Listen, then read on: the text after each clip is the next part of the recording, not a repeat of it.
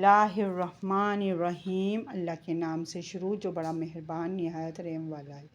अस्सलाम वालेकुम दोस्तों, यूट्यूब में खुश आमदीद। नाज़रीन किराम, आज मेरी वीडियो का मौजू है जन्नत में दाखिल होने वाले 10 जानवर कौन से हैं और ये क्यों दाखिल होंगे। नाज़रीन किराम, ये सब जानने के लिए अगर मेरे आपने चैनल को सब्सक्राइब नहीं किया तो सब्सक्राइब कर दें, बेल आइकन पर ऑल कर दें ताकि हर आने वाली वीडियो का नोटिफिकेशन सबसे पहले आपको मिल सके। नाज़रीन किराम, ये सब जानने के लिए मेरी वीडियो को फुल देखिएगा और पसंद आए तो लाइक ज़रूर कीजिएगा। चलें वीडियो को शुरू करती हूँ। यूँ तो अल्लाह ने जन्नत इंसानों और बिलखसूस मुसलमानों के लिए बनाई है, लेकिन बाज़ रवायत के मुताबिक तारीख़ में कुछ ऐसे जानवर भी गुज़रे हैं जो कि अल्लाह रब्बुल इज़्ज़त के मुक़र्रब बंदों के निस्बत से जन्नत में दाखिल होंगे। वो 10 जानवर कौन से हैं जो कि जन्नत में जाएंगे। नंबर 1, अल-कस्वा, हज़ूर सल्लल्लाहु अलैहि वसल्लम की ऊँटनी। नाज़रीन किराम, नबी करीम सल्लल्लाहु अलैहि वसल्लम ने इसी ऊँटनी के ऊपर सवार होकर मदीने की तरफ हिजरत फरमाई थी। नबी करीम सल्लल्लाहु अलैहि वसल्लम को इससे बहुत मोहब्बत थी। यही वो ऊँटनी है जिसके ऊपर सवार होकर नबी करीम सल्लल्लाहु अलैहि वसल्लम ने जबल रहमत से हिज्जतुल विदा का खुतबा दिया था। मैदान अरफा में जिस जगह ये ऊँटनी खड़ी हुई थी उस जगह अब एक लोहे नस्ब है। रिवायत के मुताबिक जब हजूर सल्लल्लाहु अलैहि वसल्लम जब रोज़े क़यामत शान शौकत से जन्नत में दाखिल होंगे तो उसी ऊँटनी पर सवार होंगे। तो इस तरह आप सल्लल्लाहु अलैहि वसल्लम की निस्बत से ये ऊँटनी भी सबसे पहले जन्नत में दाखिल होने वाले जानवरों में से एक है। नंबर 2 है हज़रत सालेह अलैहिस्सलाम की ऊँटनी। नाज़रीन किराम, इस ऊँटनी का ज़िक्र कुरान की सूरतुल हूद की आयत नंबर 64 में किया गया है। वो ऊँटनी भी मौज़ा और निशानी के तौर पर मुकर्रर की गई थी। हज़रत सालेह की कौम ने इनसे कहा था कि अगर वो अल्लाह के नबी हैं तो सामने पहाड़ से एक ऊँटनी निकाल कर दिखाएं जो कि बाहर आकर बच्चा भी पैदा करे। चुनांचा ऐसा ही हुआ, लेकिन इनकी कौम ने इस ऊँटनी को कत्ल कर दिया। इसलिए इन पर अल्लाह का अज़ाब नाजिल हुआ। तो रिवायत के मुताबिक ये ऊँटनी भी जन्नत में दाखिल होगी। नाज़रीन किराम, नंबर 3 है हज़रत इब्राहीम अलैहिस्सलाम का बछड़ा। नाज़रीन किराम, रिवायत के मुताबिक हज़रत इब्राहीम अलैहिस्सलाम के पास अल्लाह के 2 फरिश्ते तशरीफ़ लाए और उन्होंने उन्हें बेटे की बशारत दी। हज़रत लूत अलैहिस्सलाम की कौम पर अज़ाब का हुक्म सुनाया क्योंकि वो दोनों फरिश्ते इंसानों की शक्ल में बतौर मेहमान आए थे। इसलिए इनकी तवाज़े के लिए हज़रत इब्राहीम अलैहिस्सलाम ने बछड़ा ज़िबा किया कि इनका खाना पेश किया जाए। तो इस बछड़े के बारे में भी कहा जाता है कि वो भी जन्नत में जाएगा। नाज़रीन किराम, नंबर 4 है हज़रत इस्माईल अलैहिस्सलाम का मेंढा। अल्लाह ताला ने हज़रत इब्राहीम अलैहिस्सलाम को ख्वाब में हज़रत इस्माईल अलैहिस्सलाम को ज़िबा करने का हुक्म दिया तो हज़रत इस्माईल अलैहिस्सलाम ने हुक्म रही के आगे सर झुका दिया और अल्लाह की राह में कुर्बान होने के लिए लेट गए। तो उस वक्त अल्लाह के हुक्म से इनकी जगह एक मेंढा आ गया जिसने हज़रत इस्माईल अलैहिस्सलाम को महफूज फरमाया और हज़रत इब्राहीम अलैहिस्सलाम ने इसे कुर्बान किया। तो इस मेंढे के बारे में भी कहा जाता है कि वो मेंढा आया भी जन्नत से था तो वो जाएगा भी जन्नत में। नाज़रीन किराम, नंबर 5 है हज़रत मूसा अलैहिस्सलाम की गाय। नाज़रीन किराम, इस गाय का ज़िक्र कुरान में बड़ी तफसील के साथ मौजूद है।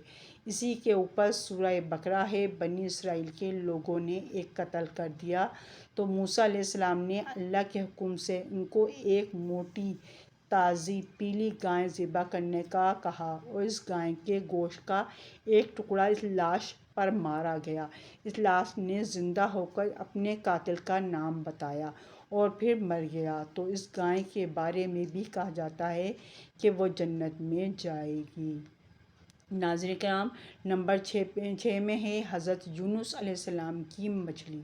ناظرین کرام، حضرت یونس اپنی قوم کو عذاب کا بتا کر وہاں سے چل دیے۔ راستے میں ایک کشتی میں سوار ہوئے تو طوفان آ گیا اور کشتی ڈوبنے لگی۔ تو اسی وقت رواج تھا کہ اگر کوئی بھاگا ہوا غلام کشتی میں ہوتا تھا تو اس کو کشتی سے پھینک دیا جاتا تھا تو کشتی ڈوبنے سے بچ جاتی تھی۔ تو قرآن نکالا گیا تو 3 دفعہ حضرت یونس کا نام نکلا، چنانچہ ان کو کشتی سے پھینک دیا گیا۔ تو اللہ نے مچھلی کو حکم دیا کہ میرے نبی کو اپنے جسم میں محفوظ کر لو، تو اس مچھلی کے پیٹ میں 40 دن تک زندہ رہے۔ بعض روایت میں 3 دن بھی لکھا گیا ہے۔